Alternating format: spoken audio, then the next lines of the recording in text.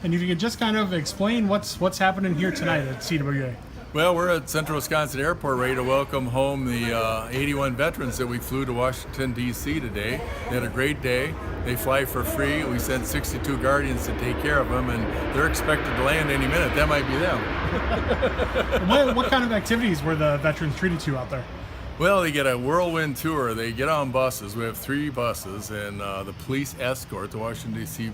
National Park Police escort them to all the memorials. So they see the World War II Memorial, the Vietnam Memorial, the Korean War Memorial, the Iwo Jima, and go to Arlington Cemetery and watch the changing of the guard, and see the Tomb of the Unknown Soldier. Just sights all day long. They just keep moving. Even when they're eating lunch, they're on the move and going by the Capitol and the White House. So it's 6 hours of sights.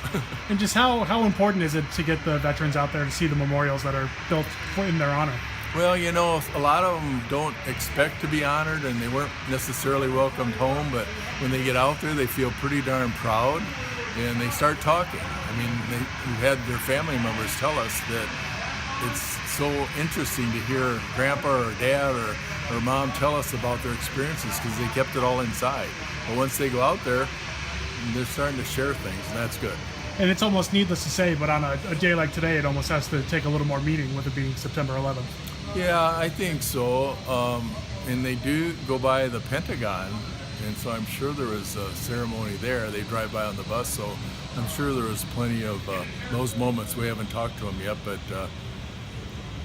it's mostly about them and honoring them, but everybody's thinking about that today, that's for sure. Absolutely.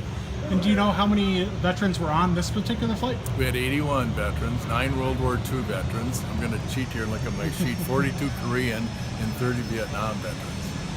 Great. And just, I know this might be almost a dumb question, but what kind of feedback do you get from the veterans who get to go on flights like this? You can't hardly come up with as many adjectives as they come up with. They're just so thrilled and thankful and humble about it, but they just unbelievable, and I can't believe it. And they really, the kids that are out there on school trips and young people are meeting them in Washington, D.C., and it's some pretty emotional veterans when it's all over, so they're very grateful.